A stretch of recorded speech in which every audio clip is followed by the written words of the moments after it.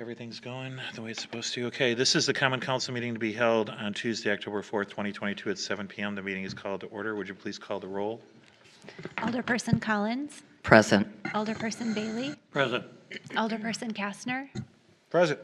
Alderperson Akers is excused. Alderperson Sarian. Present. Okay, we have a quorum. Item B is opening prayer. We have Deacon Legend here tonight.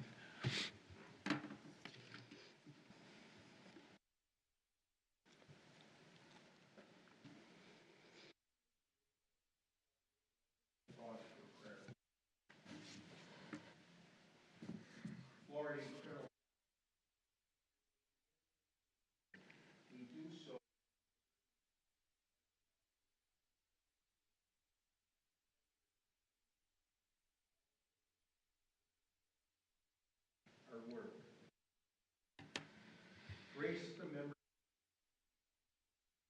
with your wisdom.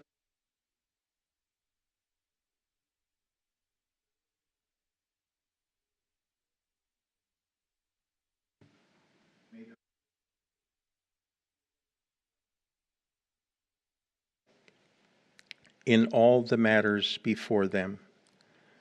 We also pray for our brothers and sisters who have been suffering from Hurricane Ian. Protect everyone who's feeling the effects of this storm. We continue to pray for those who have been affected by the COVID pandemic. Eternal God, we give you thanks for this day and ask for your blessings on all of us. All glory to you, our loving God. Amen. Amen. Amen. Item C is the Pledge of Allegiance. Would you please stand and join me?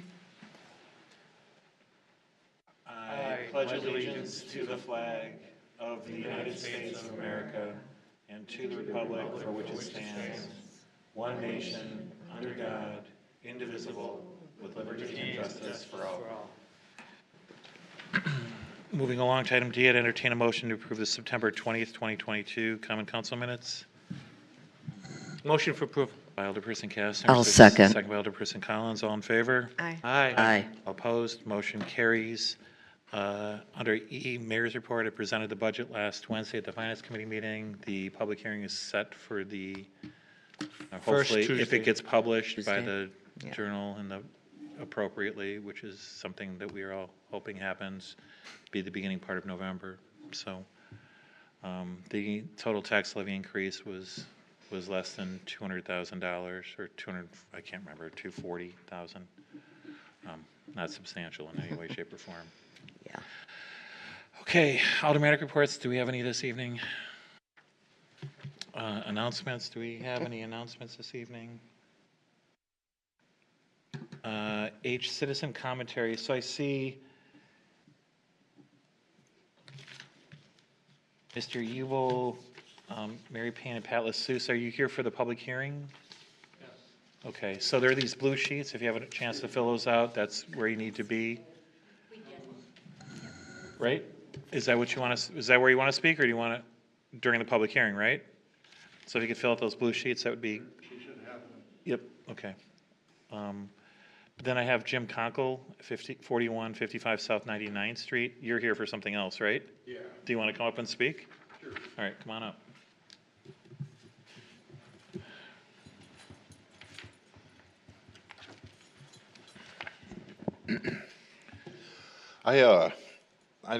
My backyard has a bike trail, the new bike trail going through it, and they put a fence up all the way to like the corner of our lot, or a corner, it ain't my lot, it's an electric company, but we cut the grass, we've been cutting it for over 40 years.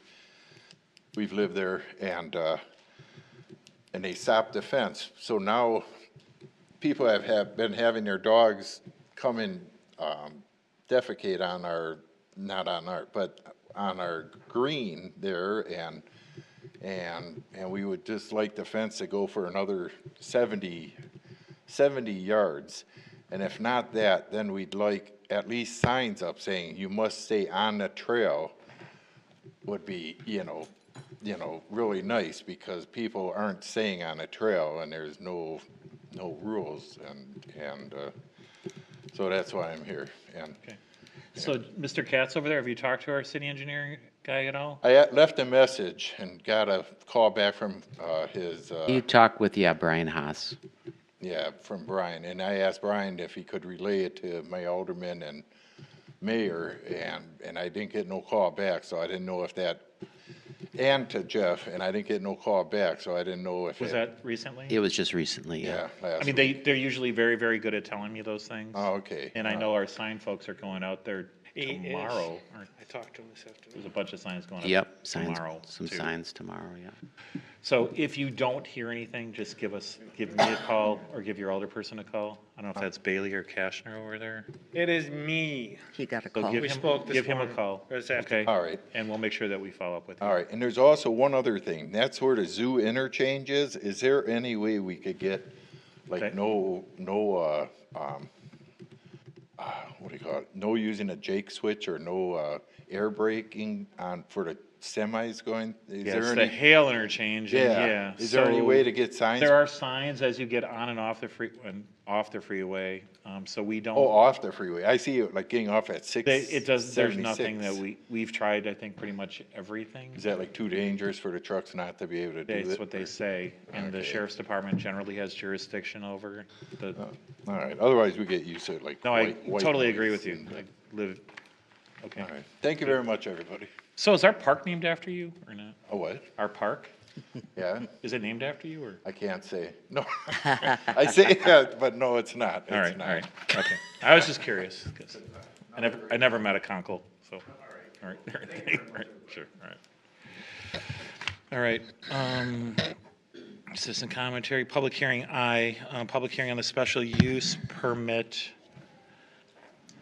to establish a drinking place within the Woods Great Life Senior Community to be located at 11800 and through -02 West Edgerton, submitted by Greg Petrowski, doing business as GL Prop Co. Greenfield LLC, tax key numbers as listed. The action desired to be taken is to approve a resolution for the special use permit to establish that drinking place in the Great Life Senior Community, as well as approve the site and architectural plans for proposed construction of a gazebo to house that place. Thank you, Mr. Mayor.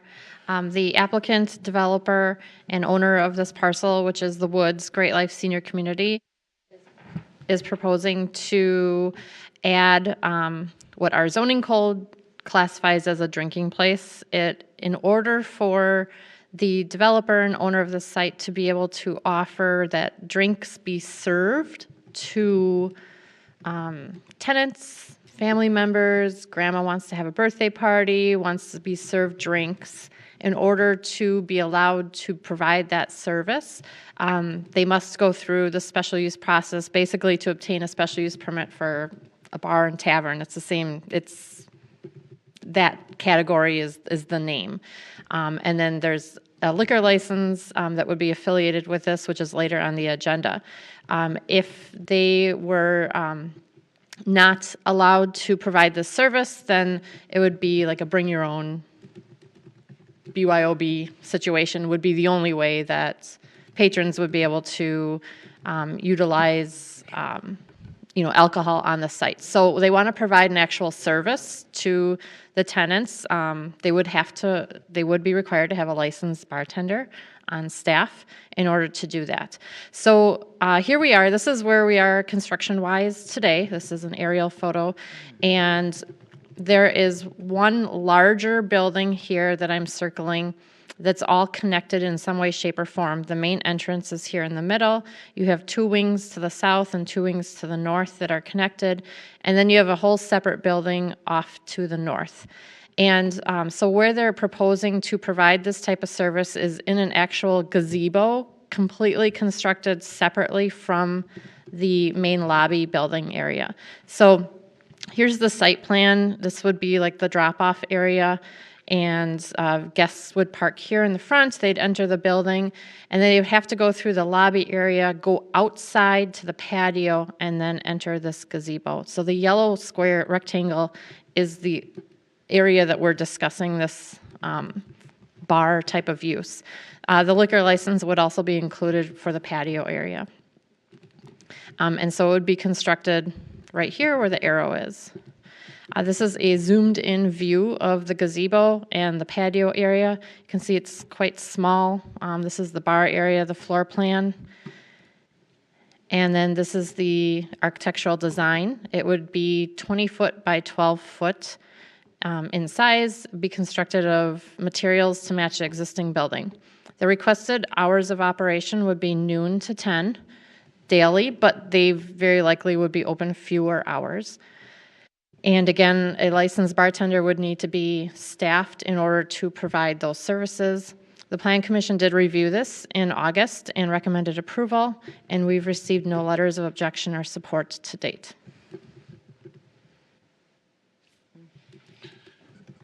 I wasn't at this planning commission meeting, so I guess can you explain to us what you're doing? I sat next to the village president of Hales Corners at a recent meeting, and he's like, "You're not opening a bar there, are you?" And I said, "I don't think it's a bar." Which I wasn't at the planning commission, so. So the whole idea is that the goal of the Woods all along was to be different, offer amenities, and be premier. So what we've learned is that to be premier or upscale, which is our goal, and which I believe was the city's goal from the start, was to make sure that whatever we did here was upscale. What we've learned is that residents would like this amenity. This is really an amenity that we're trying to offer the residents. We're not trying to open a bar for the public. Technically, the public could attend the bar. Is it likely? Probably not. We're not going to advertise. This is really an amenity for the residents. So instead of having to drive, which people are concerned about traffic down Edgerton to Open Flame, or that's Amore, we're offering the amenity right in the community as a benefit for the residents. Right now, we are actually have pre-leased almost half our units, which were way ahead of our original plan. And we've surveyed every single resident. We gave them 10 amenity options to see what the interest was. The number one amenity that people are interested in is having happy hour. Number one, by far. So all we're trying to do is to offer an amenity so residents don't have to drive, don't have to leave, that they want on site. It's not ideal being in a gazebo. Right now, the state of Wisconsin exempts, this is considered a dual business. And as Jennifer, we work together very closely. The state does not, they allow a bar in a country club, bowling center, hotel, but senior communities are not currently excluded, so it had to be separated into the gazebo. However, the Wisconsin Assisted Living Association is working on this right now and trying to get this legislation changed because a bar amenity is a senior amenity that all the new senior communities are all shooting for because that's what people want. So that's all we're trying to do is give people what they want. And again, this is not supposed to be a bar that we're wanting people to show up from wherever. It's in the back, somewhat hidden, and it's really just an amenity for the residents, and we have to follow this procedure in order to be correct with the way things are right now. So that gazebo appears to be enclosed. I mean, is that a gazebo? So it is enclosed, but the doors, the double Like doors. a building to me. Yes, the double doors will open, yeah, except it's separate from the main residence. And Oh, so, so that defines it as a gazebo? yes. Because it's separate? Well, it's a separate building gazebo. It is a gazebo, but it's a separate building from the main building. We are not currently allowed to have the bar amenity inside the building because it's considered a dual business.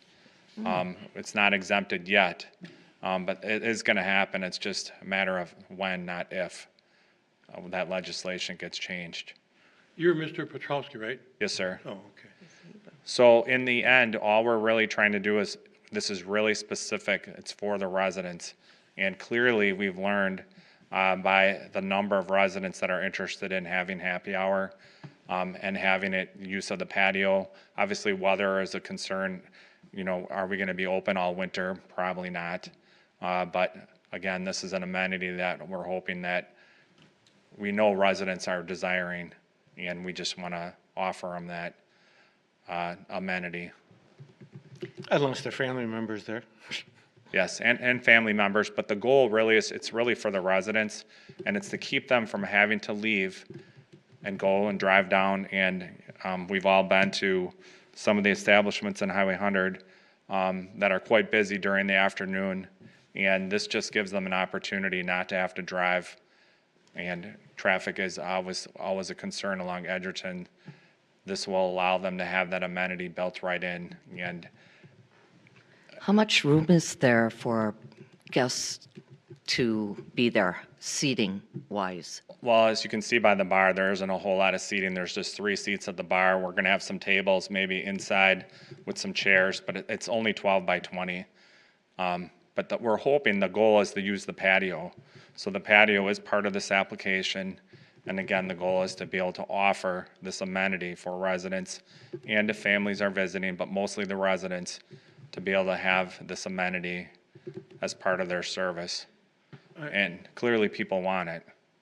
I have a question. Would Yes, the sir. servers need a bartender's license? Yes, so that's the other thing too. We have to have a licensed bartender on staff that has to be the person, so that there will be some supervision. It can't be willy-nilly. We have to follow all the rules that a typical establishment would have to have. I think my mother-in-law would be a good customer if this passes. Thank you. It's the equivalent of a one-car garage, right? I mean, the old one-car garage. I mean, that's how big this is. It's tiny, but again, the gist is that we want to be able to utilize the patio, and obviously we'll have some small tables, but we're not trying to attract people from the outside. Right. This is really an amenity for the residents. They didn't want a restaurant, huh? We do have, we have a built-in food service within. That is included. So this just Okay. adds to that. And it's not just I'll just point out, this is not just a bar amenity. Some of the things that people are interested in, pottery, wine and painting class, they just some other things, having beer and pizza parties, just things that are fun. We're really trying to be upscale. We're trying to be premier. Clearly, we're attracting residents not only from Greenfield, but from other adjacent communities, and clearly people want this. So we're just trying to meet what they want. So it's good to have them socialize with each other. Yeah. Yeah. It's not an easy task to have them socialize. Get them out of the room. Okay. This will be the norm. I know this is probably the first time you've ever even thought of this, but this is becoming the norm. And it's not just in Wisconsin, it's all over. People want it. So, Okay, this is a public hearing. The first person, we're going to go to speaking for information only, and if you could write down the questions, or you can respond, I guess, since there's only one person, and then we'll go to speaking against and then registering against, okay? So Patrick LaSousa, 11750 West Edgerton Avenue, representing himself, speaking for information only. Yeah, I have a Hales Corners address, but City of Greenfield resident. So just a bit of trivia, no one in the city of Greenfield has a Greenfield address. Did you know that? What can I say? I've been fighting for a long time. All But right. anyways, go ahead. This would be for the city attorney. Is the city attorney here? Yeah. Oh, okay. I would suggest that this is insufficient notice for the public hearing. A drinking place, visions of a collection of people at a coffee place, at this or that. This is for a Class B liquor license, requiring a registered agent, requiring a change in the property zoning, requiring a number of things here, and it wasn't published as such. I don't think any reasonable person looking at this really understands what you're asking for here by looking at the notice. The second thing is, and this is for your information, This must be a public place by state law. That means that the friends and family of the people that live there would have free access to that, as well as their friends who choose to go there. Even though this is a private driveway serving the premises, it is open to the public and must be by state law if you are to grant this license. The other question is for the city fathers here and mothers. How many Class B licenses do we have left? And is this an appropriate use for this, or should we wait until? Now, Mr. Petrosky is right. The state is actually considering a special license for assisted living, for elderly homes, and for other such things.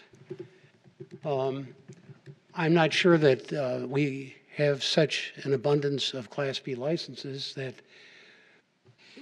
this is going to be a retail sale of public, or a public retail sale of liquor. All I can say is that coming into here, I mean, I discussed this with my alderman. I discussed it with the city and the village administrator in Hales Corners, and we really, quite frankly, didn't have a clear idea as to what was being asked here. And this is my first notice of it, and I'm an adjoining neighbor. I had no idea it was in the Planning Commission as well.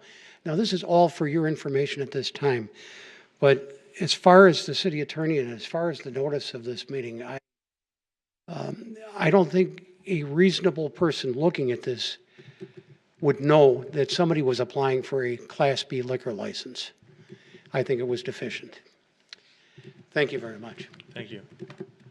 Did you want to answer either of those questions? No? Did you want to address that, or Mr. City Attorney, with regard to the notice issue? Well, This is for information only. That's the only reason I'm engaging in the dialogue. Right? certainly happy to provide answers if the council desires them. I would suggest it's more appropriate during discussion. Okay, very good. All right.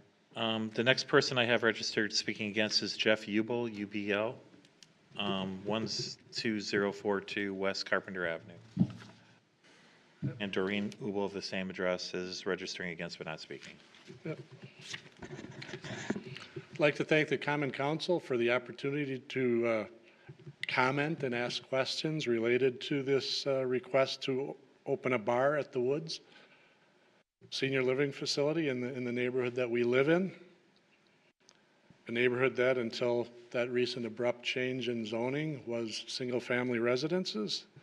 And it should be noted that the neighborhood is in close proximity to 3 schools, elementary school, middle school, and a high school. I don't see any benefit to the neighborhood being added in bringing a bar into the neighborhood. It would be a profit center for the Woods, certainly, but I fear it would have a negative impact on property values.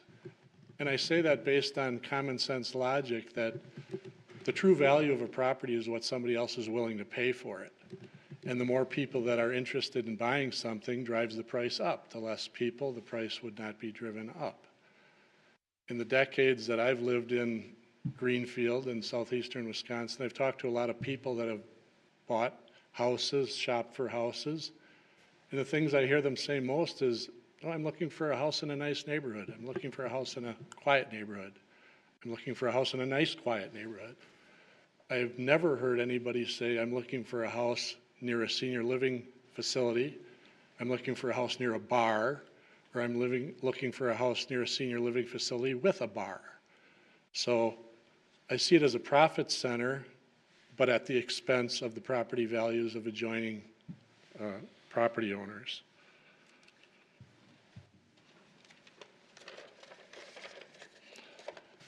Does anybody know that what the total number of senior living facilities in Greenfield is? Is that a easily readily available number? No? Do we know if any of the senior living facilities in Greenfield have a liquor license? I'm not aware of any of them having a liquor license. They all just distribute the liquor on their own. If you've been into one, they just hand out alcohol at happy hour. For free? Go to them. Rehab facilities too. For free, or are they selling it? For free. Okay. And so Define that's free. allowed? That's allowed? I, Or- I don't know. Hand them out at hair salons too.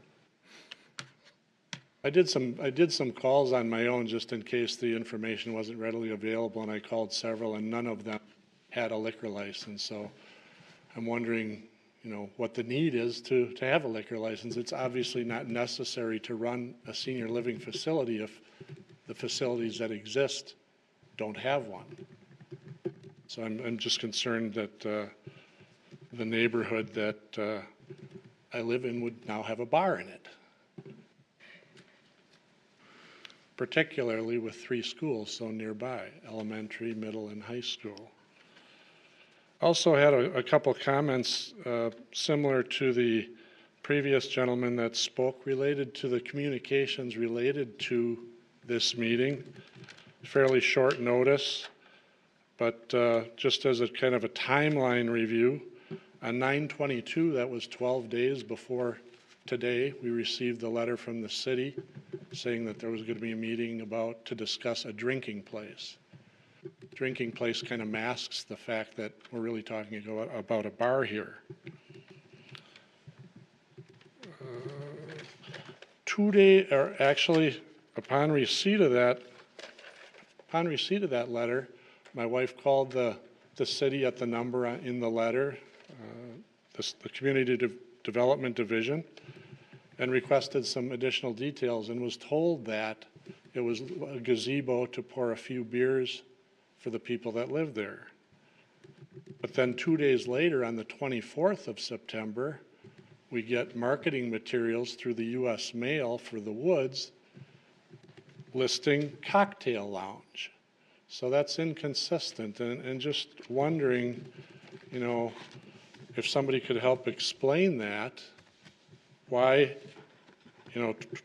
10 days, a full 10 days before this meeting, marketing materials would be sent out with an amenity cocktail lounge. I don't know. Seems very odd. I'm just, trying to look out for not only myself and our property, but the adjoining properties and the other residents of the neighborhood and the voters of Greenfield. It just seems very odd that it would be published through the U.S. mail that there's going to be a cocktail lounge, when my understanding is no liquor license has been approved yet. Has there? No? No That's why we're here this evening, right? Yeah. And no discussion or agreements that one would be given, so it just seems very odd. Again, I thank you for the opportunity to speak. In summary, if you haven't noticed, I'm strongly opposed to the idea of building a bar in the neighborhood that I live in, and particularly, again, the proximity to 3 schools, elementary school, middle school, and high school, all very close. So, thank you. Thank you. The next person I see is Paul Stassi, 12120 West Holmes Avenue, Greenfield, speaking against. Is there anyone else that would like to speak for or against? Is there another one up there? That's for my wife. Mary Payne, speaking against or registering against? All right. Sorry, go ahead. Okay, thank you. I guess I just like to start in the beginning, so in general, I'm only opposed to some parts of this thing, and it mostly deals with the extension of the bar area, which I see now as practically no area, to the patio and to the outside, and how that impacts our neighborhood. Okay, I do find it interesting that some of my neighbors got notices of this. I did not. I don't know if I'm just outside the line or not, but I did not get a notice of this. I got caught by a neighbor who was waving the letter to me. I'm also following up on the same little PR that we got that, from my reading of it, makes it sound like it's a done deal. I hope that's not the case. It's on his website like that, It's in the mailings we got like that. It just makes one wonder sometimes. So I have some questions that I'd like to ask, and hopefully I'd like to hear answers tonight before a vote, if that is possible. The first one, I guess, is reiterating what the two previous speakers talked about, is the term drinking place. When I read that, it says, what the heck? What the heck is a drinking place? To me, it's a bar. Okay, we're not using that terminology. Why? Is it a legal term? Is it a difference? Or is it a way, again, to make it sound less than it really is? So I guess if there is a real reason we use the word drinking place instead of bar, I'd like to know it. I'm really interested in what the permitted occupancy is going to be of the patio area. Most of my concerns are really worried about noise becoming a nuisance to the neighborhood. And I've been told that we won't know that till it's all built and the building inspector looks at it and applies some calculations, and we'll know at that time. But, I think you guys are all pretty smart. And I'm guessing you've done this once or twice before, and I'm guessing you can give me a reasonable ballpark number on that. And that would be helpful for me to understand what the potential impact will be. The bar is on the west side of the building. So what is going to be done to minimize the noise from the bar patio infiltrating the neighborhood to the west? That's the neighborhood I live in, okay? I'm thinking of, I was thinking of Packer Badger watching parties, although sometimes maybe we don't want to watch those games. Or like Mr. Petrowski's beer and pizza parties. I'm really concerned about the noise. Associated with that is, are TVs permitted on that patio? Is music permitted on that patio? Is other type of entertainment permitted on that patio bar area? Again, noise coming into the neighborhood. In general, I guess, if he keeps everything inside, I know there's a lot of, whether it should be in a senior facility or not, that's another decision. But if he keeps it inside, and I don't see a sign on Edgerton Avenue or pointing down Holmes Avenue to go to this bar, it's okay. I get it. My mom lives in a senior facility. They don't have a liquor license, but they have a happy hour. I think it's all BYOB type of stuff. Okay. But it's contained inside. It doesn't affect the neighborhoods. So that's really what I'm here to say is I have a lot of concerns about the noise. I have a lot of concerns about how the description of this improvement, calling it a drinking place instead of a bar, has been handled. I just, in general, I am not in favor of the external part of this proposal. Thank you. Thank you. Just quickly, I'm looking at the list of the notifications that went out, and I'm looking at your address, which is 12120 West Carpenter, right? No, West Holmes. With Holmes? Oh, Holmes. Somebody from Carpenter getting it and somebody from Holmes not getting it. I find that, and I'm at the end. I'm like 4 or 5 houses from the end of the road. I sit in my driveway and I watch the construction. Okay. All right. You're not on the list. Huh? It's a 400-foot buffer. I'm just, okay. All right. Okay. Is there anyone else? Mary Payne wanted to speak against, right?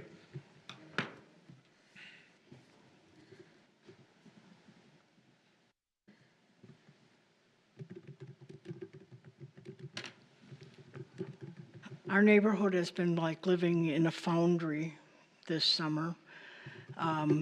Luckily, our alderman was somewhat responsible for abating some of the problems. He insisted that they limit the traffic to 2 miles an hour and that they water the dust, since we couldn't see our backyard from inside our house from the mess they were making. This has been a strip mall, which is being built with a very dense population of persons living in, I assume they will want to get out to a tavern because they look like pretty teensy-weensy places.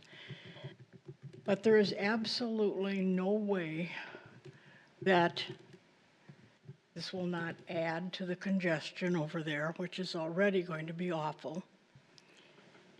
And that it does not continue the development of this place as a strip mall. Just look at the things that they are offering, just like any strip mall in this city or any other city. We throw in a tavern that goes with the beauty parlor, that goes with the coffee shop, that goes with the grocery store that's going in there. Allegedly, we are the highest residential zoning, and it's being destroyed, and it will be further destroyed if there's a tavern, which must be open to the public. Okay, during the public hearing, did you want to respond to some of the comments that have been made? Yes, thank you. First, the mailer that everybody received, the question about cocktail lounge. So in our approved plans in 2021, there is an indoor cocktail lounge in the plans, in the amenity space inside the building. However, that is for BYOB, bring your own bottle. That was what it was set up for since day one. There are lockers, lockable lockers that are behind that amenity, and the original plan was that we'd use that indoor cocktail lounge and it would be BYOB. Again, what we've learned is, as we have reserved almost half of the units, that people would like to not to have this additional amenity for themselves, so they don't have to leave the residence and leave the community. So that cocktail lounge is different from this bar amenity. That is BYOB. One of the questions also brought up was, do any other senior communities in Greenfield have a liquor license? The answer is no, but as Alderman Kastner mentioned,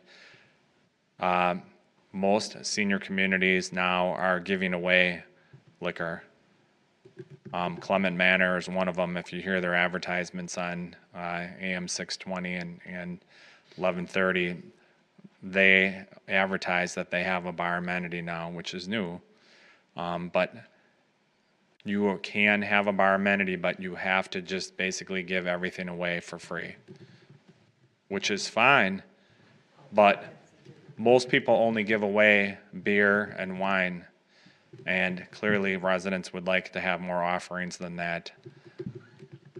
Who serves it at those facilities? They don't have to have a licensed bartender. Anyone can serve it. So anyone can serve it. In our case, we're going to have a supervised licensed bartender that has to be the one serving. So we have to follow the same guidelines. So that the cocktail lounge, that is why it's in that mailer, is that is inside and is part of the amenities that are included. The other question about noise. We've been fortunate because our neighbors directly to the west along Holmes have been very, very cooperative with us. We have worked with both neighbors, one is newer, and to find ways to be good neighbors, work with each other. I'm working with one neighbor right now, creating more landscaping buffer in addition to our plan. We even had talked to Mr. LaSousa about a fence between our properties, which may or may not have been derailed because we Energies had to move our gas easement and move our gas line between the property, and that might have screwed that up. I'm not sure yet, but we are concerned about noise, but realize that our average resident is 78 years old. These are not young 55-year-olds partying it up. So we are going to be respectful of our neighbors, and We don't want to have a noise problem. We want to be good neighbors. We've had great neighbors already and have been very helpful with us and working with us on different ideas. So overall, I think that the neighbors have accepted that we're there and we want to be good neighbors. So if there ever is a noise problem, you know, to make sure to let us know, but I'm not anticipating we're going to have any issues whatsoever. Will we have a TV outside? Possibly. This is these residents' home. So if they want to watch a Packer game on the patio and we can move a TV on the rolling cart out there, of course we're going to do that. But I highly doubt that there's going to be any issues with noise whatsoever. Is the patio part of the approved plan already? Is the patio there already? Yep, yep, So you'd put a TV there anyways? yep. And we do, full disclosure, we do have a Sonos speaker system for music, and there is a speaker outside on the patio. Again, being a reasonable neighbor, I know our neighbor directly to the west, they have music sometimes on their patio. It's fine. I mean, this is somebody's home, so. But the main thing is that this, even though legally we have to apply for this license in order to serve alcohol like we're trying to do, and we have to follow the laws. We're not advertising to be open to the public, even though legally we have to be open to the public. But other than the people in this room, most people aren't even going to know we offer that amenity. So if the law is going to change, you're very confident that the law is going to change, why don't you just wait until the law changes? Well, so in talking to Walla, we have no idea how long that could be. It could be 1 year, it could be 2 years, it could be 5 years. They can't tell us. It's something they're working on among many other things. So again, because half of our residences have already been pre-reserved and will be open next spring, we realize this is what people want, and that's all we're trying to do is offer an amenity that the residents that are going to be living there would like. So then, I want to see if I'm understanding this correctly. So until the law changes, the residents would just have to bring their own booze? For the interior bar only, And that's correct. For any, The exterior bar, if this license is approved, yes. this amenity, we would be able to provide and serve under a supervised I licensed understand. bartender. But if the license is not approved, could the residents still bring their own booze out there? Yeah. Yes, absolutely, and they still can now, even if Right. even if we're approved, they can still bring their own. What we've learned though is that it's not you say, hey, we're gonna bring your own booze, but somebody wants to have a beer. Are you Less gonna- of a social thing. It's I had, I guess under this, I spend way too much time in senior communities. Your wife works at one, right? She does. My mother lives one, and my father lived one, and my mother has gone through rehab at other facilities that all are basically alcohol-based. The alcohol concept is the social gathering of it. That's how the seniors get their ties with each other. Will you go to an event that has a shot of beer or a little bit of beer? They all show up. That's how they get their interaction. They'll stay locked in their room without having someone serve them a beer. Could they go to consumer beverage and buy a case of beer and carry it themselves? Yeah, I guess they could, but that's probably unlikely. Could they fill the refrigerator with food? No, they're probably likely to go to the restaurant that's on site. I have spoken to other people within the neighborhood, probably outside of the actual circle and within the circle, and they seem to be supportive of the idea of having that amenity there. I really don't see the downside to this, actually. And there will be less driving. Obviously, if you have an amenity offered, the goal of offering amenities is to give residents the option of not having to drive somewhere. So if they need a food service, if they need something from the general store, they don't have to drive. So this is giving another opportunity for people not to drive. But as Alderman Kastner mentioned, this is the #1 social activity in senior communities right now, #1 by far. When you ask residents, and I've toured almost every senior living community in southeastern Wisconsin at least once, when you ask residents their favorite amenity, it's clearly happy hour.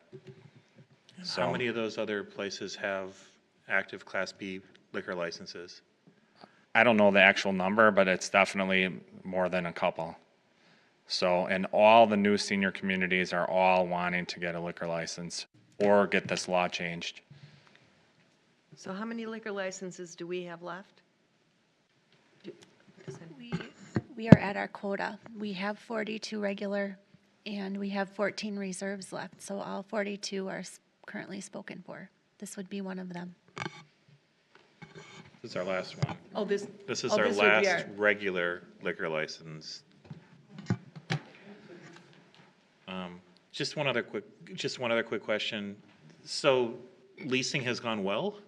Yes, fortunately, we've been very fortunate. We're way ahead of our plan, and we're almost half leased in the South residence right now. And again, what we've been doing is we've been serving residents.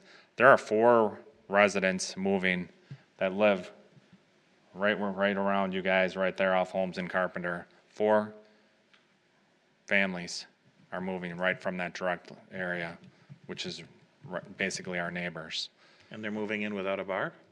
Yeah, for now, because we're offering the bring your own. But when we asked, what we did is we identified the top 10 amenities that people would want in a premier upscale senior community as this. #1 is the ability to purchase liquor and not just have to try to fuddle around and bring your own.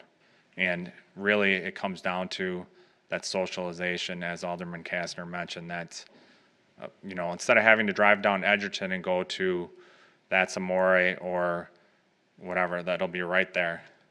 So Don't have to drive. A couple of other questions that were asked. Are you going to address those? Or the difference between a drinking place versus a bar? Within the notice? Sure, that's the actual technical term used in our zoning code. Drinking place. Yeah, Okay. we refer to those 6-digit NAICS codes, Yes. which uses the term drinking place. Okay. And then the other one, what is the capacity of, what's the capacity of the? Patio. Yes. I don't know, we have one staff person that's qualified to come up with that number. It's our building inspector. I can ask if he can give a rough estimate based off the square footage. But I mean, that comment was correct. When construction's done, the inspector goes through, looks at everything, and then at that point establishes capacity limits. There's typically not a capacity limit for a patio, but there would be for the building, I think, right? And For sure, the building, right? Okay, so this isn't like class where I will invite you back up to ask more questions and make more comment, and I'm only doing that, typically I wouldn't do that if there were 50 or 100 people in the room, but him first. We didn't get about the notice, appropriate notice. We'll talk about, so it was typically notice is provided within 400 feet of the boundaries of the development. So, and that's, How much time notice should they get? so if you were within 400, there's 2, you want to just go through that now while we're still in the public hearing? Yep. So the complaint that was made is really a function of the language of the notice, not necessarily the distance or the time that was associated. There was a He had a distance issue. there was a question Time about issue. There was a time issue also. right. So the in terms of the distance, as the mayor and Ms. Porter indicated, it is 400 feet from the edge of the property. As you're going around, obviously you're going to have some that are included, some that aren't. In terms of what's going on there, I don't know whether or not. I didn't see the circle myself when it was established. I typically don't, but it's usually a function of the GIS system. You just kind of do a circle and it calculates it for you. It's usually pretty foolproof, so to speak. In terms of time, all of the notices that were required in this case have been provided in the appropriate time.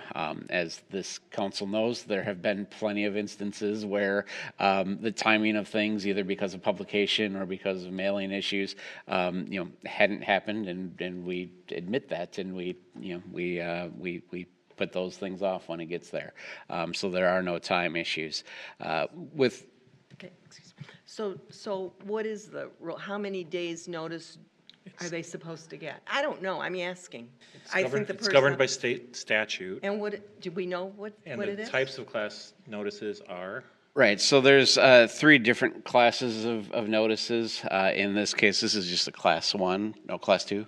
It's class 2 notice, which just means that it needs to be once a week, and the last notice needs to be at least 1 week before the date that you're going to take action. So in this case, that would mean that the last, the second notice of the 2 would have been in the paper on the September 21st and 14th. Yeah. Which is also there. And so that's what's required. There isn't a time limit within the statute or our code, as I recall, that in terms of when the notices themselves get mailed out.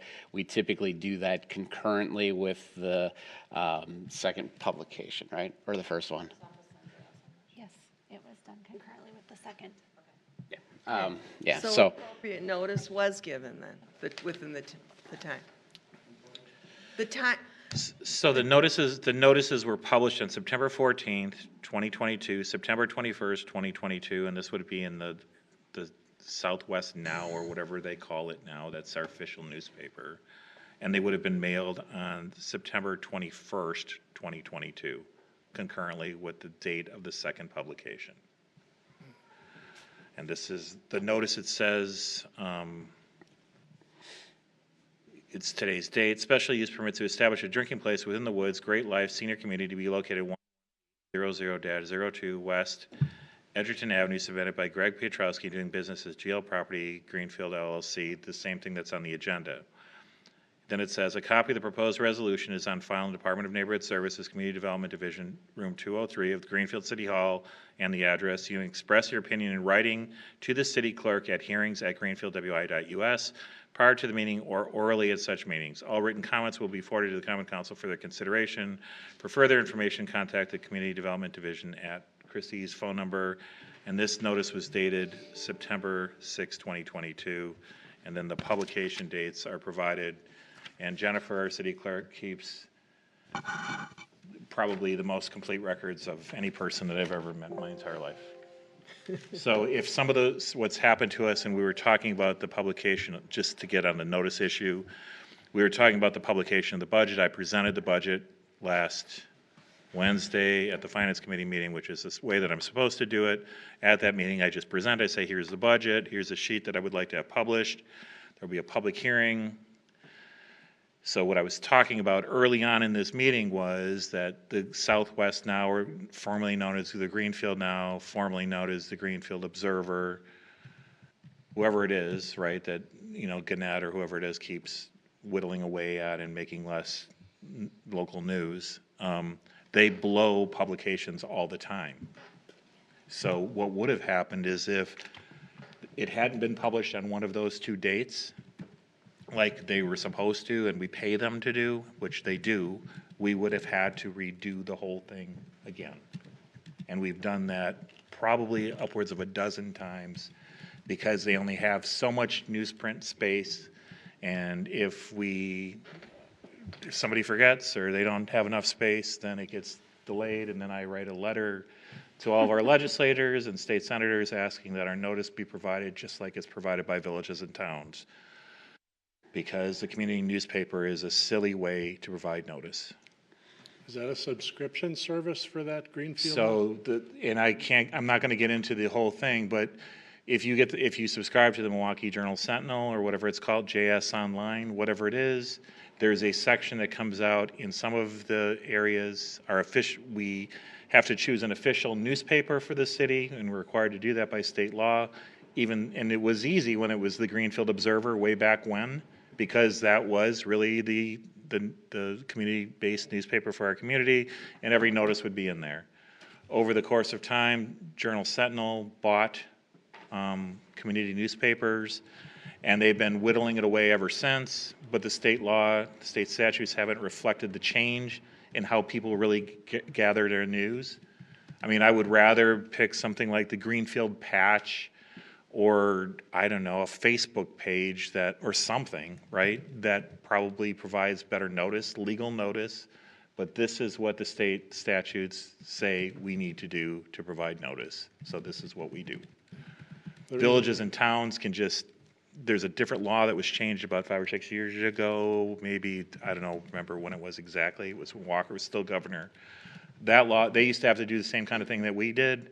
Then the law was changed because towns and villages, especially those up north, some of them didn't even have newspapers, so they said all you have to do is you have to put it in so many places and you can put it on your website and that's good enough.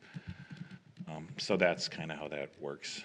The reason I ask is we don't subscribe to the Journal. So Nobody the does. The only notice we got was that letter, 12 Nobody days does. before So if you were ever to watch the Common Council meetings, and these things can sometimes get very long and very boring, every time I have to open up the official bid for our official newspaper with our city clerk, we only get one response. It's from the Journal Sentinel Company or Gannett or whatever they're called now. It's the only choice that I have. And every time that I present it to them, and I think they can vouch for this, I complain and bitch about how worthless they are and how they miss stuff constantly. And I vote against it. But we have to, and if this is the thing too, even if they all voted against it, the state statute says that the last official newspaper shall be your newspaper until something happens and there isn't anybody else to do it. So whether they vote on it or not, that company still gets paid, probably the only advertising revenue they get, truthfully, these days, from the villages and cities that have to provide their notices through them that they often blow if they don't have enough space, if that makes sense. Yeah. That was a long answer to the notice issue. I also wanted to revisit the noise concern that came up. And it was mentioned that the average age of the residents up to this point that have subscribed is 78. My concern is that as people age, their hearing goes, which means things on the patio need to be louder for people to hear. What? Yeah, I totally understand. I understand that as well. So, yeah. And so I think the opportunity for what might be looked at as, oh, it won't be a problem, certainly could be a problem based on the age of the residents.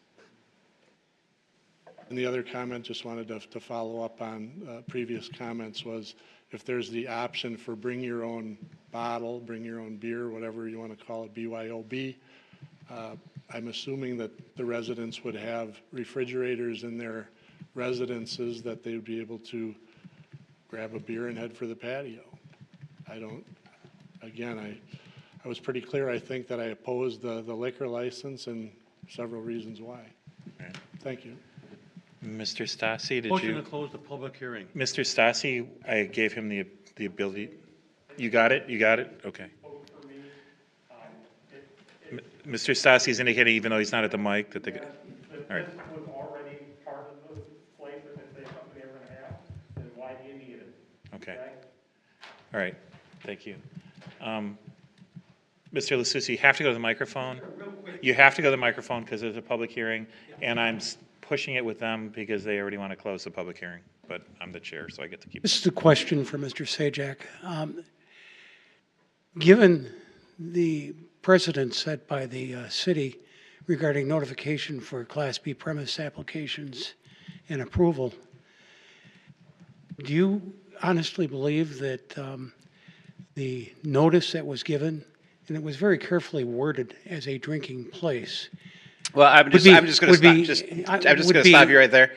Would be adequate I'm gonna notice answer for your a question. normal. I'm going to answer your question. A normal person looking I'm at that. going to answer your question. Would they know it would be a Class B premise? I understand what you're saying. Okay. The answer to the question, Council, is that our code simply defines it according to the NASIX code. That NASIX code is drinking place. If you look at the code, then drinking place then has a number of different classifications: bars, taverns, some of the other things that have even been talked about here this evening, discotheques, cocktail lounges, tap rooms, all are subcategories of that general thing. Unfortunately, the NASIX code doesn't break those out. They are all the same code number, and so we use that language. That's different than some of the other NASIX codes. For example, in that same general section of the book that publishes, you have a code that's for restaurants and other eating places. Restaurants and other eating places gets broken down into 4 different categories, which then are even more broken down from there, that have different things. Rooming, boarding houses, dormitories, and workers' camps is one category. It's a function of the process that is used. I personally am not a huge fan of the NASIX code approach, even though there's a number of communities, Franklin, Mequon, both are 2 that immediately come to mind that use the NASIX code in addition to us. And that's just one of the ways that zoning codes are defined. There's nothing tricky or unique or trying to hide things here in terms of what's going on. The only other thing that I would add is that this particular application then becomes even an additional level of uniqueness in that the actual license is on the agenda as well. And so if you look at, drinking place, and then you look down and you see, they're granting a tavern or a beer license to them, I think it's pretty clear what was going on. Mr. Sajak, you've answered my question. It is complex. It's not complex. I'm speaking about a normal person seeing the initial notice, a resident of this city. Would they understand that this entity is applying for a Class B liquor license? I don't know what else a drinking place would be. I think there are plenty of ideas as to what it might a place be. that you're going to get water, I guess, is your argument, and no that's clue just foolish. So, as to what it specifically means. Thank you, sir. Yeah. So what typically happens too, and I just want to point this out, like Cafe Hollander has been rumored to be coming to Greenfield on 84th and Layton in the near future, okay? So there would be a special use permit for Cafe Hollander, and they would go through the same exercise. They would say, here's the patio, this is the premises where people would drink, they're going to be serving food, they're going to be serving alcohol, those kinds of things. Nowhere on the notice would it say that a Class B or A or whatever license it is would be associated with Cafe Hollander, right? There would be a separate item on the agenda, and we go through these all the time with changes of ownership or when we have the list of all the Class B, the 40-some that there are there every year, right? So, just to be clear. We have one more person, We have one more person, Dean Sievert, 3050 West Kimberly Avenue, representing himself, speaking for information. So if you can go up to the microphone, that would be awesome. Thank you. Thank you for an extra couple minutes. We live at 3050 West Kimberly. We have a lot, the last empty lot in Winter Park subdivision. So that's why I got the notice. And I'm probably speaking more to kind of give a balanced point of view. I appreciate all of the concerns that you guys have. And we're 2 lots away from the edge of the new development. So I guess I'm thinking that now that the development's there, for property values, we've already taken a hit because this place is there instead of this big green area, right? Well, and I don't know that if it's a hit or not. And so that's why I'm speaking here. This is an amenity. He wants it to be high end. We want this, now that it's there, we'd like it to be the best, most attractive kind of place for residents and neighbors that we could have. Can you speak in the mic more? I'm sorry. Someone can't hear you there. I'm sorry. Yes, I'll try to. I'll do better rather than looking behind me.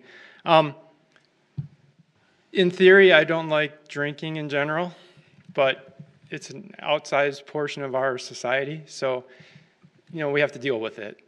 And I think for every person that might abuse alcohol by being able to just walk and buy a beer, they're going to have a licensed bartender now instead of just giving it away. And anyone on staff can give it away. Like I said, I think it's very reasonable that it's not really going to be the limited parking, the location, walking through a senior center to get to the bar. Maybe it's going to encourage people to visit their parents because they can just walk to the bar. So I'm kind of indifferent. I'm just speaking informationally. If you approve this, I won't be upset. I'm kind of indifferent. And there's probably pros and cons to it, and I'll let you guys decide. So, thank you. He's going to ask again. Is there anyone that would like to, sorry, I have to, right? It's, You is always there anyone do. else that'd like to speak for or against for informational purposes concerning this item? Is there anyone else that would like to speak for or against for informational purposes concerning this item?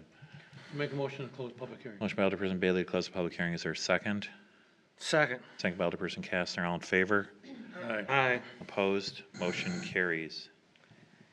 Under I will make the motion to approve the resolution for a special use permit to establish a drinking place, bar, tavern, whatever, within the Woods Great Life Senior Community located at 11800-02 West Edgerton. And you'd be approving the site and architectural plans for I proposed might as construction? well take those together. The A and B I'm approving. And the special use permit would be limited to the hours of operation and to the location as indicated in the site and architectural plans as presented. Within that patio designated space, not the entire place, yeah. Motion by Alderperson Kastner. Is there a second? I'll make a second. Second by Alderperson Bailey. Under discussion. I have two things. You say we're at our limit. This would be the 42nd license? Correct. All 42 of our licenses have been applied for now. Okay. And there are Do we reserve pick licenses, right? Do we pick another Yes. license up because of the 68th and Layton bar that was in my district on 68th and Layton? That bar is closed. Do we pick up another license? We track every bar that closes, and then, so everything's been tracked. So all 42 licenses have been issued, and we have 14 reserves available currently. That's all that we've got. We'll be able to issue Cafe Hollander? Yeah. So this is my, I mean, and I'm just under discussion, and I don't, with all due, I mean, these licenses, that once you get into the reserves, are like 10 grand, right? They're not small potatoes. They're becoming very, very valuable, not so much because of the 10,000 one time in revenue, but because we're still in a position where we're trying to, you know, have restaurants and bars, right? And we need to have, we would essentially have the ability to have 12 more restaurants and bars within the city based on the current allotment of reserve licenses and this license. So there is some concern for me for that. In all deference, a bar that's the size of a single stall car garage in a senior center and paying $10,000, I mean, from a revenue standpoint, it's like, wow, I wish we could have more of these little garage bars, because at $10,000 a pop, that would solve some issues.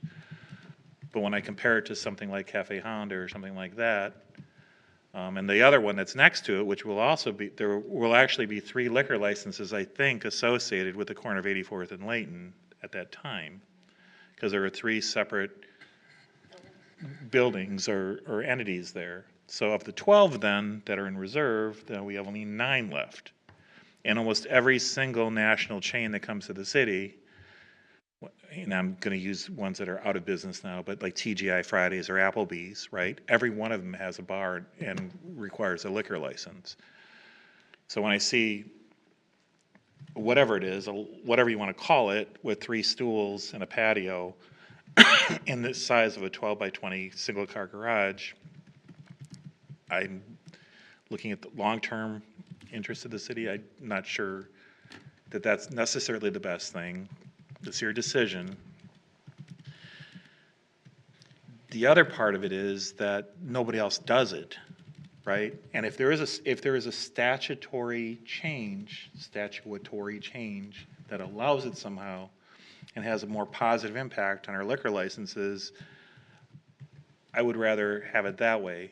Because what I can see starting to happen then is maybe Clement Manor or maybe somebody else says, well, you know, in Greenfield, we can have another profit center, right? We're not going to just be giving it away anymore. You know, we'll have a senior center with a bar in it. And I understand, right? But then we do have a lot of senior centers in Greenfield. 2/3 of the city is residential. Roughly 44% of the residential component within the city is multifamily. The multifamily is divided into condominiums, apartments, and senior centers. Right? So 44% of 2/3, right? So I'm just saying, and we have, you know, and potentially apartment buildings, right? Because if, you know, Forte on 84th and Layton or 92nd and Layton said, well, we'd like to have an amenity now for our apartment. I would rather have this, from my perspective, I'd rather have the state change the law, recognizing that everybody's going to want to start having these things. That's just how I'm viewing it, and I want you to realize that. The other thing I would say is that you've had no problem renting them with your cocktail lounge where people could bring their own, and I understand that other people may want that, but from a public policy standpoint with regard to the city, I'm just saying. So if you want to speak, you're the applicant. I'm not sure if that's appropriate, but I'll let you talk. One thing that I just want to clarify when you talk about legislative change, the legislative change that the WALA, Wisconsin Assisted Living Association, is working on is to allow a dual business. In other words, allow a bar amenity within the senior community space. So regardless if it's Clement Manor, the Woods, Heritage, they still have to apply for a liquor license. Yeah, just from my perspective, I mean, and I think that old people, and I'm almost an old person getting to that point, can't believe it, but I think that everything that you're suggesting is probably a great idea in one way, shape, or form. The problem is that if the legislature does create a statute that says that the liquor licenses can now go in all these places, probably apartment buildings and all that other stuff, right? They're going to have to increase the number of licenses because every single one that doesn't do it now would likely do it. And you know, right now I think they don't do it because it's $10,000, and I'm not sure you would have to sell a lot of martinis or beers at a place like, and I'm not suggesting Clement Manor would do this, but Clement Manor would have to sell, I don't know, 6,000 beers in a year just to pay for the license, right? So that's all I'm trying to get at. So I'm not, and the patio's there anyway. So I mean, a lot of the noise complaints, it's already, that part is there. So I just, okay. Under discussion, anybody else? Can I just add a couple things quickly? Number one, as the applicant noted, the change in the law doesn't really change the need for the liquor license. In fact, all of those places that you've highlighted, salons, other senior places, those are all violating the law. You can't, as a business, give away alcohol as well. No, you can't. No. There's some exceptions, samples like in, grocery stores and that kind of thing. But you can't just give away alcohol as part of that. And the Department of Revenue has been known from time to time. They're the enforcement mechanism in the state. They do enforce these from time to time. We have, in some of our communities, had salons that come to us and say, hey, what do I do? DOR has called us. So that is one thing. Number two, I know he's talked about this change being forthcoming. The Tavern League is not going to allow it. And that's who writes our liquor license laws. As we've learned, these licenses are valuable because they're limited. That's by design of the Tavern League.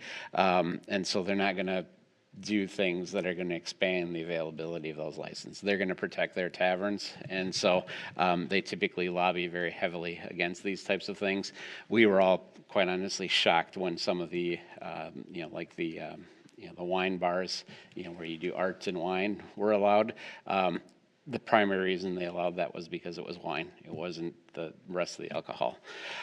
So I would not anticipate that this change would even happen. The $10,000 issue for reserve licenses, most of our other communities, that's where they live. They've already gone past their allotted licenses and they deal only in reserve licenses. By and large, I think every license should be a $10,000 license. You get much better applicants. They're more serious about the business. They typically understand it. And at the end of the day, for most of the places that you're going to bring in, $10,000 is a drop in the bucket, as in terms of their overall initial expenditure. We don't see that being a big hampering in terms of what's going on. And then lastly, even if we went through the full quota, all of our regular licenses, all of our reserve licenses, there is a provision in the statute that allows for a Class B license for beer and a Class C license for wine for a restaurant. And there's a specific definition for restaurant, but typically, your national chains that come in all meet that requirement, and they frequently end up with those types of licenses if they need What was that again? Would you repeat that, please? Sure. Even if you use all of your available licenses, Yeah. the statute allows you to issue a Class B, which is a beer license, fermented beverages, and a Class C license, which is wine, to a restaurant. They don't get hard alcohol, so they can't serve tequila, that kind of stuff, but they are able to typically operate just as they normally would under these special licenses that are issued for restaurants. To add balance to that discussion, I would point out that serving hard liquor is a big deal for most restaurant chains, and that they would not probably entertain coming to Greenfield. They'd probably rather go to, Hales Corners or Franklin or Greendale, where they could, it's a profit center now for restaurants. So while it's true that, if the liquor licenses are gone, you can get beer and wine, I probably wouldn't have much objection if this was a beer and wine license, to be honest. But the liquor licenses they're a big deal. And Always have been, yeah. And we're not going to get more. So that's likely. We would get more, I think, if the legislature and the Tavern League was unsuccessful, and I share your opinion. I don't think that the Tavern League, but I'm not sure the Tavern League is as strong as it once was either, to be honest. But I think if the legislation did change, there would be more licenses available to communities because so many communities have places that would likely apply for these licenses. I would think that they would do that, but I don't know.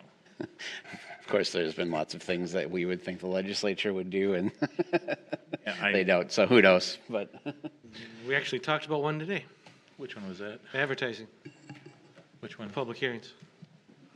There's all sorts of stuff that I would just wish they would start legislating intelligently and stop fighting with each other about every freaking thing. But because it's getting old. It's like, truthfully, no offense to anybody or them. Okay, so the public hearing is closed. Any further discussion, questions for the city attorney?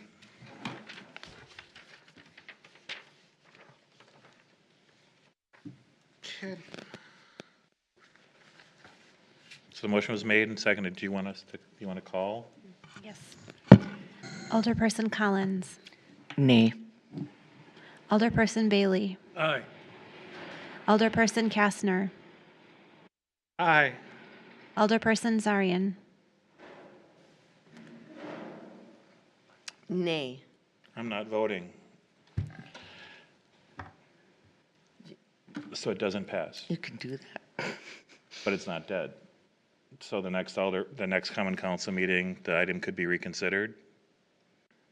I'm not breaking the tie. Well, that's your prerogative. That is my prerogative. I've only Can- voted I'm not- twice I'm- since I've been alderperson, and this isn't going to be one that I'm voting on. So it'll be up to, unless someone, it'll have to be reconsidered potentially at the next meeting during the approval of the minutes. So we'll put this on the It next can only agenda. be, who could reconsider it then, if it's a tie? Those that were in the winning side, so those, because it failed, based on the tie, it would be the two that voted no. So in order for it to be reconsidered at the next meeting, under Robert's rules, Alderperson Sarian or Alderperson Collins would have to make a motion to reconsider. Okay? If that passes, then the item can be taken up with the fifth alderperson. I don't know if it's germane or important. I'd have to ask the applicant. I have a feeling I know how the vote would possibly come out. Would you want us to split the vote at this time for construction purposes?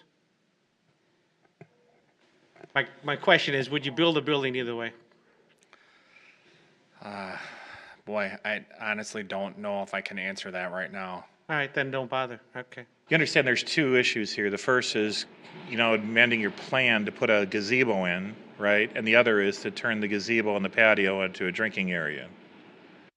As it stands, both questions were taken up together, so your ability to get the drinking, whatever it's called, establishment, Drinking place. drinking place hasn't passed, but neither has the ability to put the gazebo in next to the patio.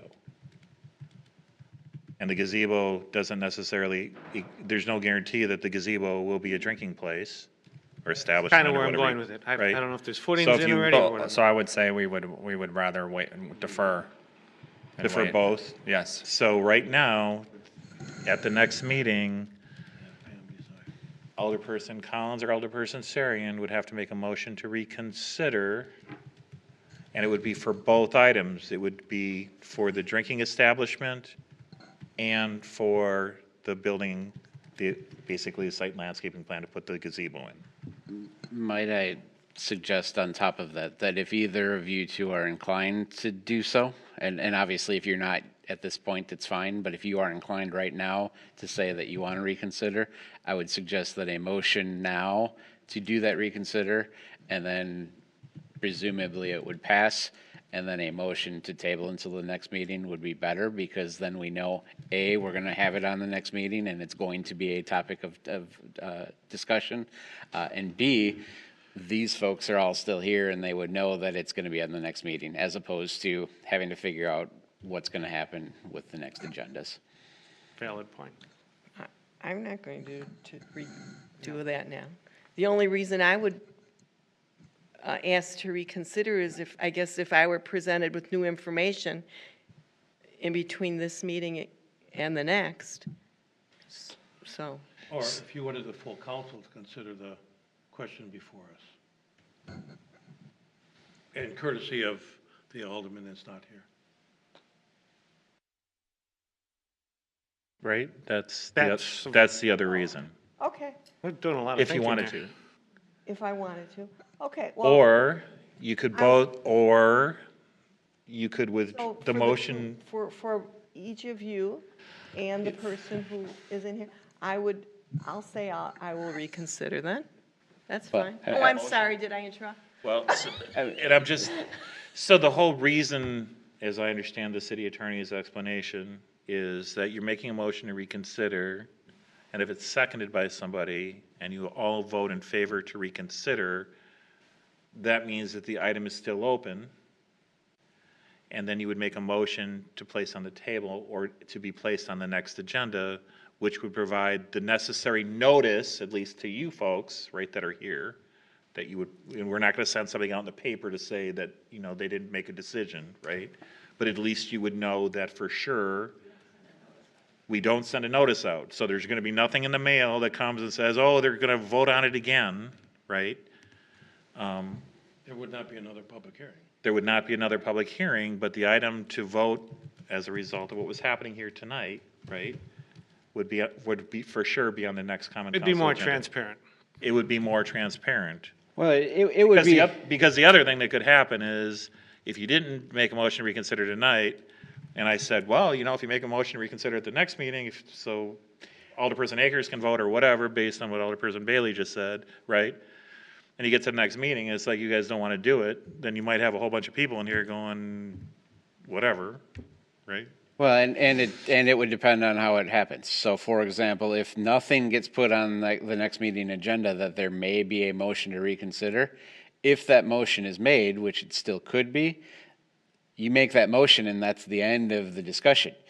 It gets put on the agenda for the next meeting, and then you go through the process. And so you're 2 meetings out in that process. If we put on the agenda a possible motion for reconsideration, then we could potentially hear that at the next council meeting if a motion was made at that point.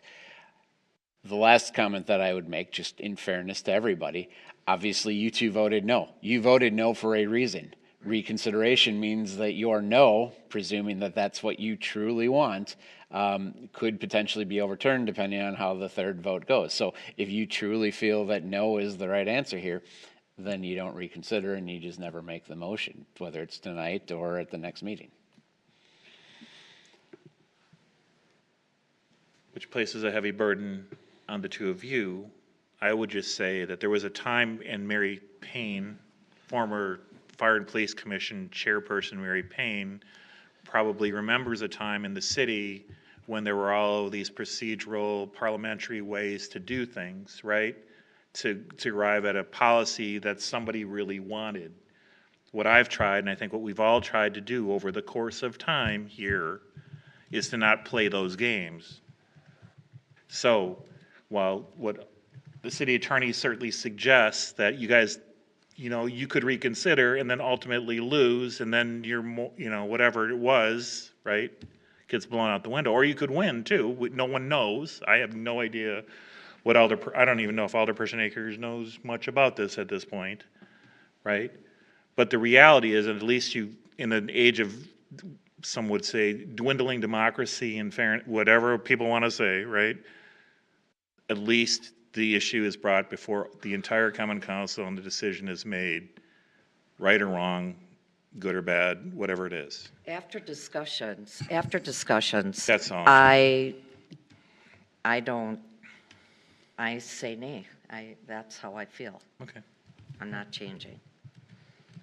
It sounds. Just to yeah, be clear, just after all the discussions, that's how I feel. As I understand it, the motion to reconsider isn't based so much on whatever the result is, but based on having all 5 persons make a decision. Alderperson Akers couldn't be here tonight because she was sick, and she was really sick.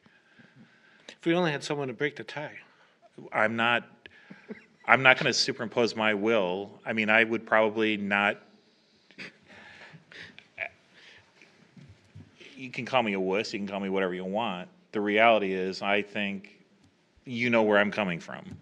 I think that these things are valuable, and I think that I'd rather have them somewhere else, but that's not up to me to decide. I'm the administrator and the executive. You guys are the policymakers. And that's where I'm at. And I'm not. So you make a reconsideration, table it, put it on the next agenda. When Mr. Stassi, who religiously looks through the agendas on our website, right? He'll know that it's on the next agenda. Do what you need to do. Yeah. If not, then you'll just have to know parliamentary procedure to know whether. So you're the Common Council president, right? So. Yeah, you. You are the president. All I wanted to I understand it's a difficult decision. Remember when we were approved 2 years ago? Yes. We made a significant investment in the city of Greenfield, more than most of these restaurants. I mean, we're talking over $20 million investment in the city. And at the time, what we voted on was we want something that's upscale and premier. What we're asking for is approval for this amenity to be upscale and premier, which is what you asked of us when our plans were approved. Actually, I would have liked you to have asked for what you're asking tonight 2 years ago. That was really what was going through my mind earlier, now that you brought that up, but whatever. Yeah, I mean, not to engage in discussion with you, that there wasn't unanimous opinion among the folks that surrounded your development, that it was a development that was welcomed with open arms into your neighborhood. And everything that you've done so far, truthfully, you've lived up, I think, to your commitment, everything that I'm aware of, and I understand that some things, no matter what, I get that, right? But coming back again and saying, well, and here's another amenity, right? From my perspective, and I'm getting way too deep into this, if you said, well, 50% of our people want a helicopter pad, right? Because they can get to work downtown quicker or to freighter quicker, that doesn't mean that that would be an upscale thing, right? It would be, and I'm not sure what the FAA would say about it, but it's probably a really bad analogy. It's hard. But that doesn't mean that you get it, right? So in the end, we didn't have the luxury of being able to ask the 36 residents, what amenities do you want? We thought what they wanted, but we've asked. So now we have answers. We have ratings, 1 through 10. This is the things that we want. That's all we're trying to provide is an amenity that people want. We're not trying to impact the neighborhood. We're not trying to impact or change our plans. Unfortunately, we would love to have this amenity within our building. Unfortunately, that's currently not allowed. But again, this is not unusual. This is going to become the standard. All the upscale senior communities in Shorewood, Whitefish Bay, and Madison, all the surrounding communities, they are all applying for liquor licenses. All the new communities, this is really important. All we're asking is full consideration. We're just trying to offer something that people want. That's it. I call the question. He wanted to say something. There's no motion to call at this point. Yeah, I thought there was a motion, I don't know about a No, second. there isn't a motion. No, it's over. No, it's over. There's nothing to I call, thought you're right. We're Shirley done. made the, Unless she's going to make a motion to reconsider. I want to hear. Right, the suggestion was, now, certainly, you appear to be the only one that may change your mind. You don't have to do it tonight. It was just a suggestion in terms of the most transparent method of doing it. Right. To do it tonight because, then all of these people know. All of these people know that you're at least thinking about it, so if you didn't want to think about it and consider whether you're going to do it, you can either tell the clerk ahead of the next agenda, hey, I'm going to bring a motion to reconsider, we'll put it on the agenda so everybody knows that it's going to be a topic of discussion. Even if we don't do that, if you want to come to the next meeting and make the motion, you can do that, just recognize that it would then get pushed to the next meeting for the actual handling of it. Right. So you don't have to decide tonight, it was just a suggestion, just in the interest of providing Right, notice. I So. understand, thank you. I guess I am going to reconsider. You're gonna make a motion to reconsider? To be, transparent, to give everyone a fair chance to vote on this. Motion by Alderperson Saring to reconsider. Is there a second? second. Second by Alderperson Kastner. All in favor? Aye. Aye. Aye. All opposed? The motion to reconsider passes 3-1. The next would be to. Motion to table. To table and place on the next agenda, right? Second. And it would be- Items 1A and B. Motion to place on the next agenda was by who? Kastner, second by Bailey. I'm going to call it, or would you call it? Just, even though we can just do a voice vote. Alderperson Collins? Alderperson Bailey? Aye. Alderperson Kastner? Aye. I was gonna see if Mike would break this tie. Alderperson Sarian? Aye. There's no tie, so I would have broke that one. All right, so that's on the next agenda, okay. Old business appointments to various committees and commissions. I'm not aware of anybody. We were looking for a tree commissioner. Somebody was, I thought there was somebody, I didn't see him. J2 is discussion decision to approve the agreement with Assessment Technologies of Wisconsin LLC for market update reevaluation for the 2023 assessment year. That is before, you will recall at the last meeting, The company wasn't able to do it until 2024. This Motion is to the approve company it, that, yeah. yeah, if you. We all know this, don't we? Right, we know this, okay. So this is our existing assessor, they will do it in 2023. Motion by Kastner, is there a second? Second by Collins. Would you Second. call? Alderperson Collins. Aye. Alderperson Bailey. Aye. Alderperson Kastner. Aye. Alderperson Sarian. Aye. New business claim received from Ron and Linda Grabowski. Claim was forwarded to the city attorney. 2, notice of circumstances giving rise to claim, read Cassandra Sands. To the city attorney and our insurance company.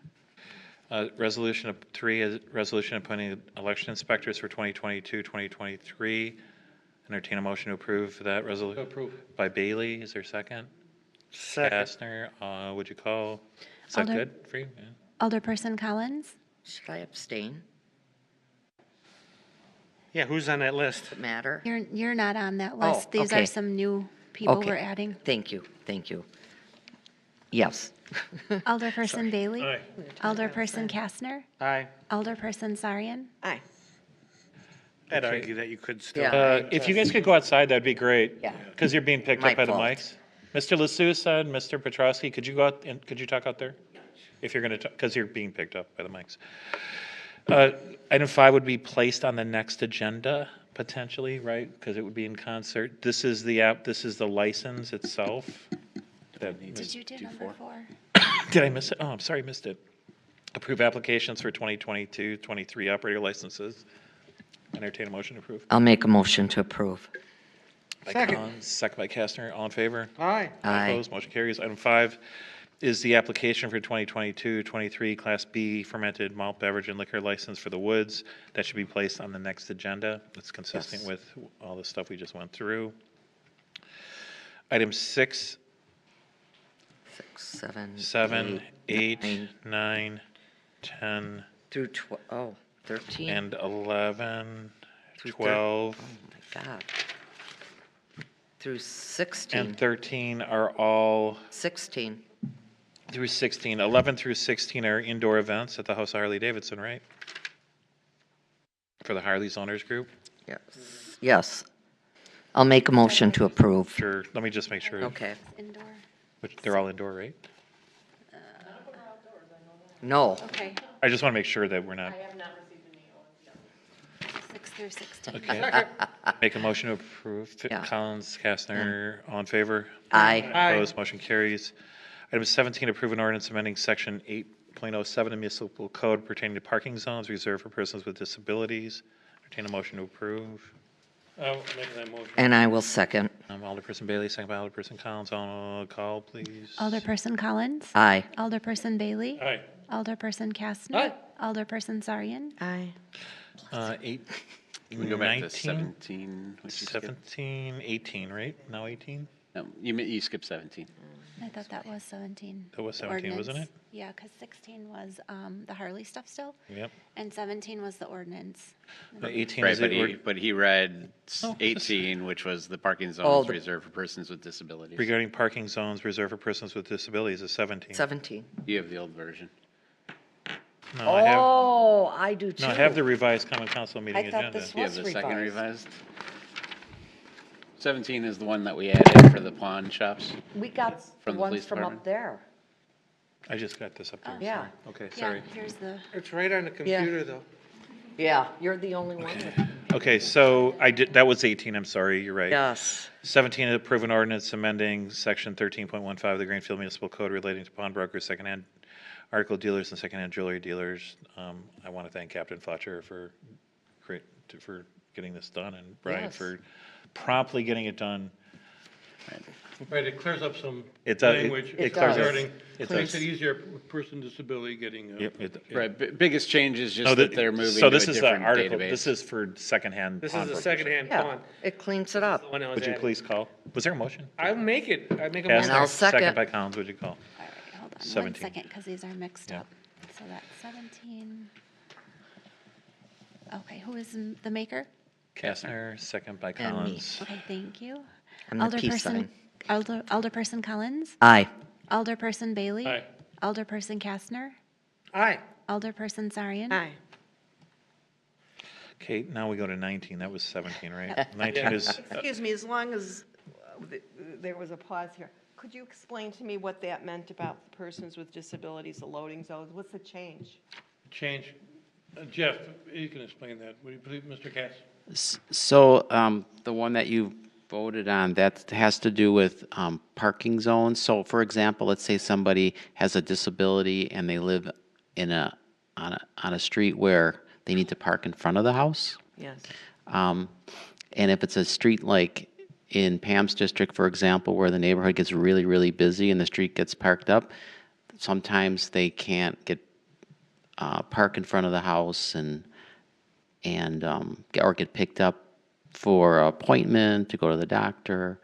So people request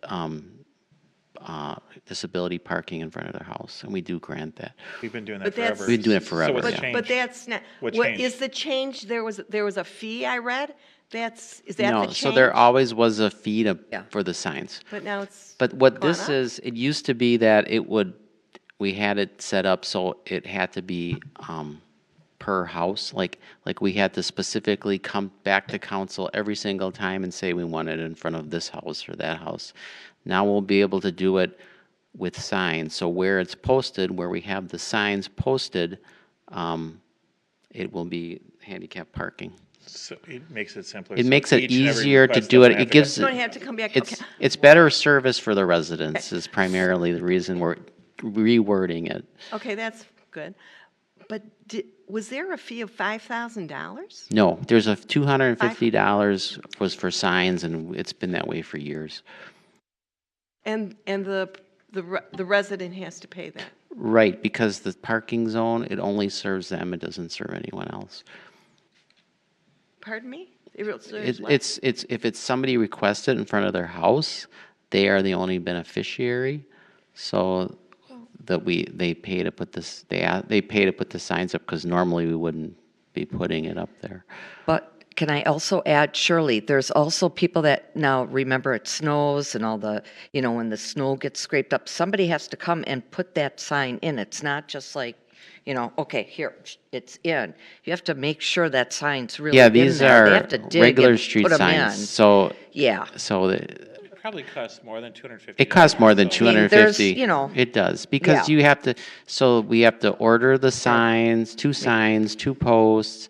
There's more They have to to do it. a digger's hotline. We have to send a sign man So I'm out. guessing this expense. goes along Sign with truck. the, like, American with Disabilities Act and all that. Yeah. They feel that that's okay that we charge. I just want to make sure. Yeah. Oh, yeah, Yeah, it costs it's us money. reasonable. I mean, people, And- Sorry, I'm sorry. people, But, I mean, there you go. Okay. So when I need to reserve a spot in front of my house for my mom when she comes over, I can put that up? You got $250 and you want no parking? but now, And you have a doctor's excuse that shows it. Exactly. Well, everyone can't do that, right? Everyone has a mom have that to- probably has. you to have, a disability? you have to have the, right, you have to Position statement that have says a that- reason. You have to have a reason to, So you can't just call up and say, I Right. want to have right, everybody. because you won't be able to park there if you don't have a disability. Right, You still need either the license plate or the little window hanger from the state in order to park in that zone. Yeah. She's in a wheelchair, so I think I'm okay. I don't know, she better have the blue thing. There's another item Let's- coming up 19 that'll is- probably All right. prompt discussion, so.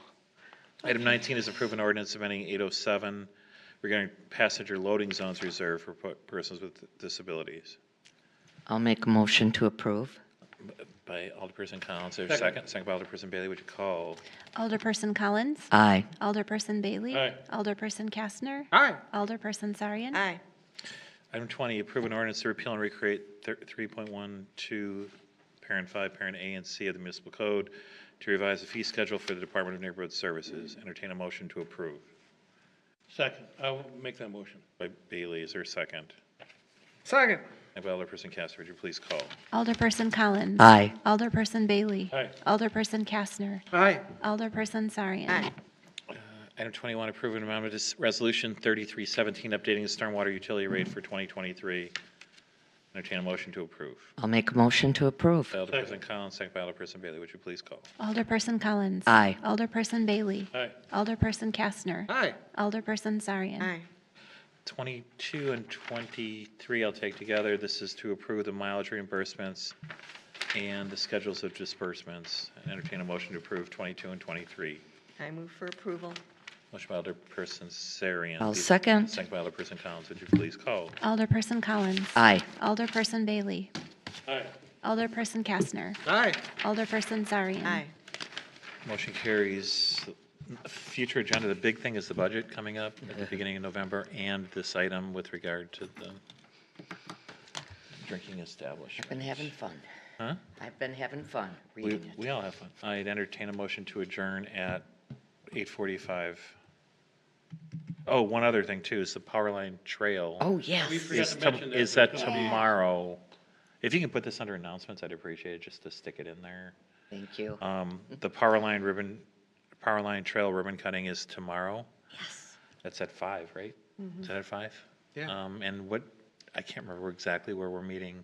Are we meeting at 92nd. 94th Street. 94th Street. 94th, just north of Coltrane. Right. Mr. Conkle's fence? Are we going to serve beer? Stop. Stop. No, but you can bring your own. Great minds. And then Right. Thursday, we have the, I'm sorry, I forgot to mention that, too. What's that? The, what is it called? Day after Wednesday. The day after Wednesday. Oh, the DPW Expo The is expo, Thursday. the big expo's Thursday. Yeah. I encourage everybody to go Conkle That Park to is- that. no, it's, So we you have learn a become, lot. I like we have it. become trend-setting we do a dang good statewide. job. No, we do. We have people We coming really from all over do. the state of Wisconsin to visit us. What is that? And that is the police, This is the Friends of Greenfield Police Department informational meeting Thursday, October 13th. That's in 2 weeks, a week and a half. that's a good thing, that you should. Okay, now we can close. I make a motion to adjourn. By Alderperson Collins at 8:47, or second. Second by Alderperson Bailey, all in favor? Aye. Opposed, motion carries. Now, we're make sure green lights are off, please.